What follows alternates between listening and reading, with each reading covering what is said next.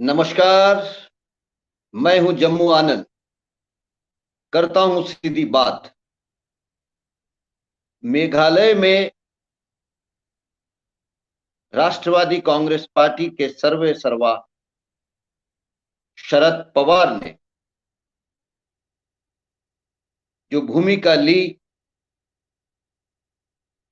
उस भूमिका ने इस देश में एक बार फिर उस चर्चे को हवा दे दी है कि क्या भारतीय जनता पार्टी के खिलाफ विपक्षी एकता कितनी कारगर है। विपक्षी पार्टियों की एकता कितनी उसमें ईमानदारी है। ये चर्चा इसलिए भी फिर से होने लगी क्योंकि हाल ही में दिल्ली के उप मुख्यमंत्री मनीष सिसोदिया को सीबीआई ने गिरफ्तार कर लिया और उसके तुरंत बाद बिहार में राबड़ी देवी और लालू प्रसाद यादव, इनके ऊपर भी छापे मारने की हरकत सीबीआई ने की और उसके बाद करीब 8 पार्टियों ने एक हस्ताक्षर सामूहिक पत्र बनाया जिसमें मुख्य आशय ये था कि देश की जो संस्थाएं हैं, उन संस्थाओं का दुरुपयोग, जिसमें हस्ताक्षर नहीं करने वाले और हस्ताक्षर करने वाले, और खास करके विपक्षी पार्टियां जिन्होंने हस्ताक्षर नहीं किए, एक चर्चा पूरे देश में होने लगी कि क्या बात है कि उस पत्र में कांग्रेस पार्टी, उस पत्र में वामपंथी पार्टियां, उस पत्र में कुछ और अन्य पार्टियां शामिल नहीं है। ये चर्चा चल ही रही थी कि मेघालय की राजनीतिक घटनाक्रम ने इस पूरी चर्चा को इस दिशा में मोड़ दिया। क्या सही में विपक्ष भारतीय जनता पार्टी के खिलाफ संयुक्त रूप से लड़ने के लिए तैयार है, या फिर वो सीरियस है, गंभीर है या नहीं है। और उसमें फिर राष्ट्रवादी कांग्रेस पार्टी और उस पार्टी के सर्वे सर्वा शरद पवार की भूमिका चर्चे के केंद्र में है। हम सब जानते हैं कि इस वक्त शरद पवार ये देश के सबसे वरिष्ठ राजनेता है और पिछले न जाने कितने वर्षों से वो संसद में है, महाराष्ट्र के मुख्यमंत्री रहे हैं, कदावर नेता है। लेकिन समय समय पर राष्ट्रवादी कांग्रेस पार्टी और शरद पवार की भूमिका से यह संदेह निर्माण होना, या यह सवाल पैदा होना कि क्या राष्ट्रवादी कांग्रेस पार्टी पे पूर्णतः विश्वास किया जा सकता है। कई बार उत्तर नहीं में होता है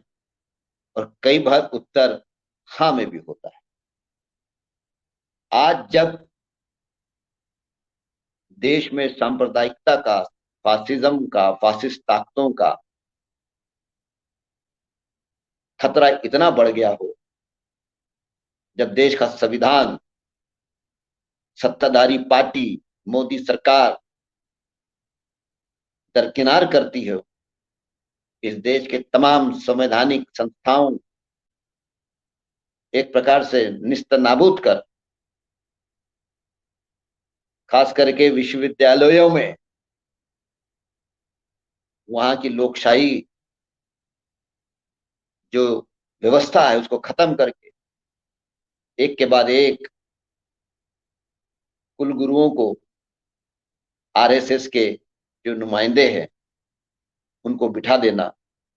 राज्यपाल नाम का जो संवैधानिक पद है उसका जिस तरीके से इस देश के अंदर पिछले 5 वर्षों में दुरुपयोग हुआ है, इसके पहले इतना कभी नहीं हुआ। ऐसे जब देश की राजनीति एक ऐसे मोड़ में आई है कि जहां सिर्फ राजनीतिक संघर्ष नहीं है, जहां अब वैचारिक संघर्ष, जिस वैचारिक संघर्ष की बुनियाद वो है कि इस देश की बहुलतावादी समाज व्यवस्था को एक रखने का, जिसकी बुनियाद में इस देश की लोकशाही धर्मनिरपेक्षता को टिकाए रखने, जिसकी बुनियाद में इस देश की संविधान को अंततः बचाने की, देश को बचाने की, संविधान को बचाने की, ऐसे परिस्थिति में शरद पवार जैसे कदावर नेता से देश सिर्फ राजकीय भूमिका की अपेक्षा नहीं करता है। इस प्रकार के कदावर नेता से देश एक वैचारिक भूमिका की भी अपेक्षा करता है। इसलिए मेघालय में चुनाव में मेघालय की जो स्थानीय पार्टी है, क्षेत्रीय पार्टी है, एनडीपीपी और भारतीय जनता पार्टी का चुनाव पूर्व गठबंधन, और फिर सबसे बड़ी पार्टी विपक्ष में राष्ट्रवादी कांग्रेस पार्टी उभर के आई है और इस देश की संसदीय लोकशाही में एक सशक्त विपक्ष, ये लोकशाही में जिसकी आवश्यकता महसूस की जाती है कि आखिर जनता की आवाज या सत्ता को सवाल या सरकार से सवाल कौन करे, ऐसे पूरे परिस्थिति में शरद पवार जैसे कदावर नेता का इतना अवैचारिक और इतना, जिसको कहते हैं कि बिन बुलाए मेहमान बन जाना, और जनादेश जो है वो जनादेश मेघालय का, जहां तक एनसीपी का सवाल है, उन्हें प्रमुख विपक्षी पार्टी का बनाया गया है, जनादेश ने बनाया है। लेकिन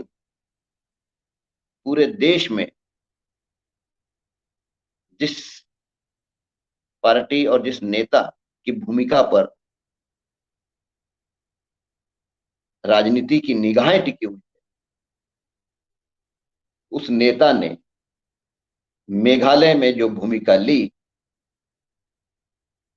उस भूमिका से उन्होंने उनके प्रति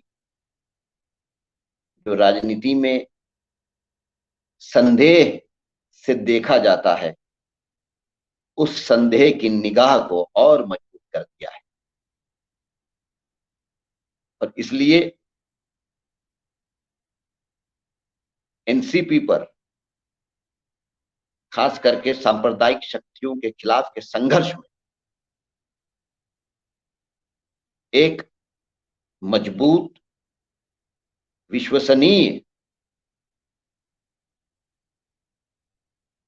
पार्टी की, एक विश्वसनीय पार्टी के रूप में देखने का जहां तक सवाल है, वहां शरद पवार ने अपनी ही भूमिका से शक और शंका और संदेह के घेरे में अपने आप को डाला है। आज के लिए इतना ही, कल फिर और मिलेंगे।